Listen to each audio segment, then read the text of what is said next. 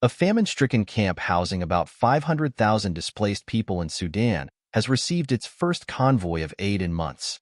The United Nations trucks arrived in Zamzam, which houses masses forced to flee during Sudan's 18-month civil war, on Friday.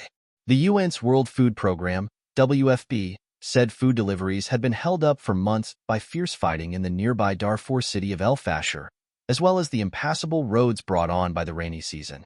The war, a power struggle between the army and the paramilitary Rapid Support Forces, RSF, has created the world's largest humanitarian crisis, forcing 10 million people from their homes and pushing communities into hunger.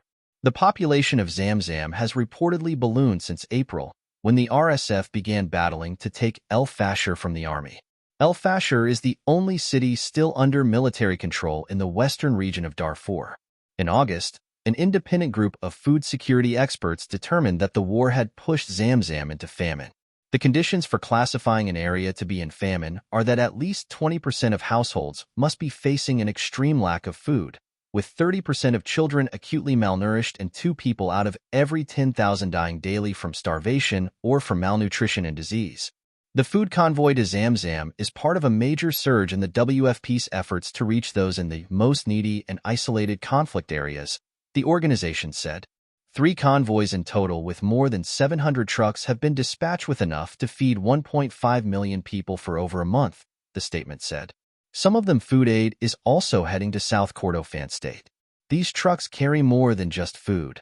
They carry a lifeline for people caught in the crossfire of conflict and hunger. We need guaranteed safe passage for our trucks and sustained international support to reach every family at risk, Laurent Bucara, the WFP's regional director for Eastern Africa, said. The warring sides have both been accused of blocking and looting aid, but both deny the allegations.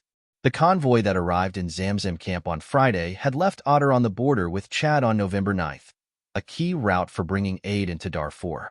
This corridor had been closed by an order from the army-controlled government in February and reopened for 3 months in August. Members of the government had protested against the opening, arguing that it allows for the RSF to deliver weapons, the Reuters news agency reported. Last week, the government agreed to keep it open for another 3 months. A second convoy of WFP aid left the army stronghold of Port Sudan, Sudan's only port, 10 days ago, and it is also heading to Zamzam camp in the west.